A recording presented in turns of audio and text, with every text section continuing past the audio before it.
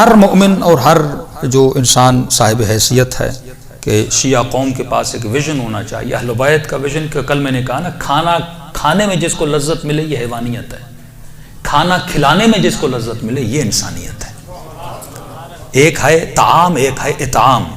اہل بیت اطعام کرتے تھے، جمع کرنا تو ہر کوئی جمع کرتا ہے، لیکن جمع کر کے علی کی طرح رات کے اندھیروں میں غریبوں میں بانٹنا، یہ سیرت اہل بیت اور روش اہل بیت تھی۔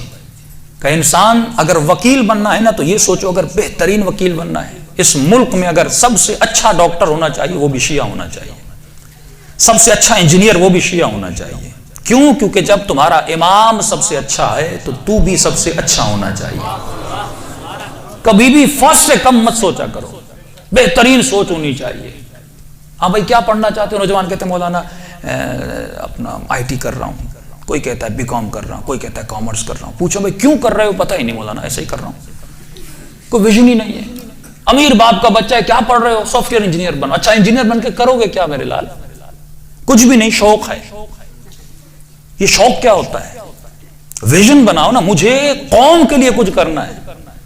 ہر شیعہ جوان یہ سوچے بھائی مجھے جج بننا ہے، وکیل بننا ہے، ایم بنا دے۔ بچپن سے والدین سکھائیں کہ تجھے اس ملک میں شیعہ وکیلوں کی کمی ہے، ججوں کی کمی ہے، اپنی قوم کی مدد بھی کرو، اپنے ملک کی مدد بھی کرو۔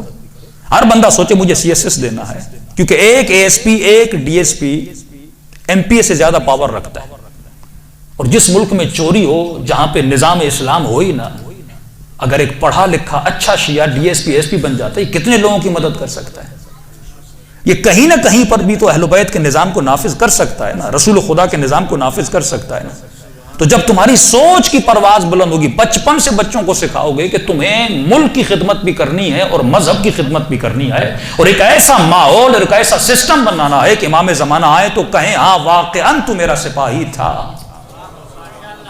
بزنس مین یہ سوچے مجھے وہ بزنس کرنا ہے، مجھے مقابلہ کرنا ہے یہودی کمپنیوں کا۔ کیوں؟ اس ملک میں چپس بھی وہاں سے آتا ہے، صابن بھی وہاں سے آتا ہے، تیل بھی وہاں سے آتا ہے، یہاں تک کہ میرا بچہ جو خشک دودھ پیتا ہے وہ دودھ بھی وہ مجھے پلاتا ہے۔ یعنی اسی کا دودھ پی کے اور اسی کا نمک کھا کے میں اس کے خلاف بولوں گا تو کیسے بولوں گا؟ تو اے انسان، تجھے اس سسٹم کا مقابلہ کرنا ہے اور زندگی میں وہ تہذیب اپنانی ہے جو تہذیب محمد اور آل محمد کی تہذیب تھی۔